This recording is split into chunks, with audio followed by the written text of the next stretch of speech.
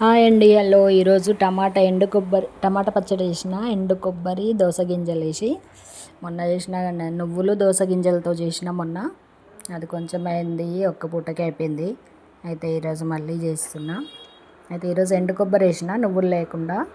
దోస గింజలు ఎండు కొబ్బరి ఇలా వేయించుకోవాలి. ఒక 3 ఎండుమిర్చి కట్ చేసి వేయించాలి లైట్గా.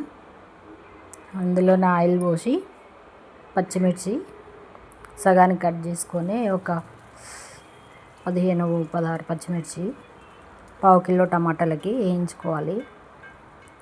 వేసేదానికంటే ఇట్లా వేసుకుంటే బాగుంటుంది, జలుబు కూడా కాదు. ఒక టమాటాలు కూడా వేయించాలి, పావు కేజీ. ఇది ఆలు ఫ్రై అండి. ఆలు ఫ్రై టమాటా పచ్చడి. ఆలు ఫ్రై అయిపోయింది. టమాటాలు వేసిన ఆయిల్లో మళ్ళీ కొంచెం ఆయిల్ పోసి టమాటా వేసి మంచిగా వేయించుకోవాలి. అయిపోయింది. ఇప్పుడు మిక్సీ పడదాం.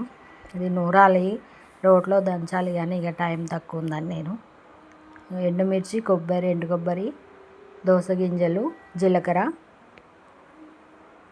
మిరియాలు అంటే ఇంకా 2 తీద్దాము. ఎండాకాలం కదా, మిరియాల ఘాటు ఎక్కువ ఉంటే మళ్ళీ బాగుండదు.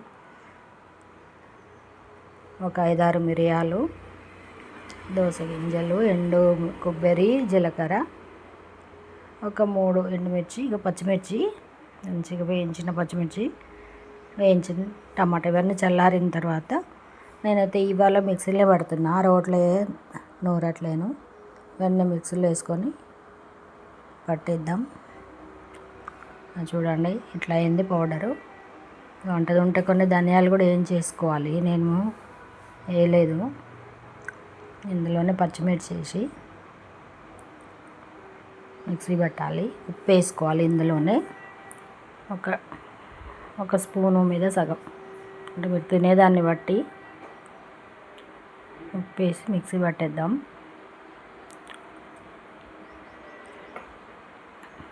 అయిందండి, ఇంకా మంచిగా మిక్సీ అయింది. ఇందులోనే టమాటాలు వేసి మళ్ళీ మిక్సీ పట్టేసుకుందాం.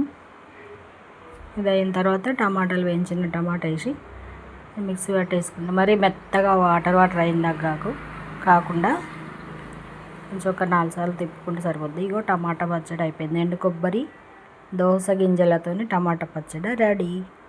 ఇందులో కొంచెం కొత్తిమీర వేయాలి. పోపు వేస్తున్నా. కొంచెం ఉప్పు తక్కువ ఉందండి వేసిన. ఎండుమిర్చి, కరివేపాకు, జీలకర్రతో పోపు వేసిన. వెల్లుల్లిపాయలు కూడా వేసుకోవాలి, బాగుంటుంది. నేనైతే వేయలేదు, ఈరోజు తినం కాబట్టి. పోపు వేసి ఇట్లా కలిపేసుకుంటే సూపర్ పచ్చడి రెడీ. మీరు కూడా ట్రై చేసి చూడండి, ఎలాగుందో కామెంట్ చేయండి. బాయ్ మరి.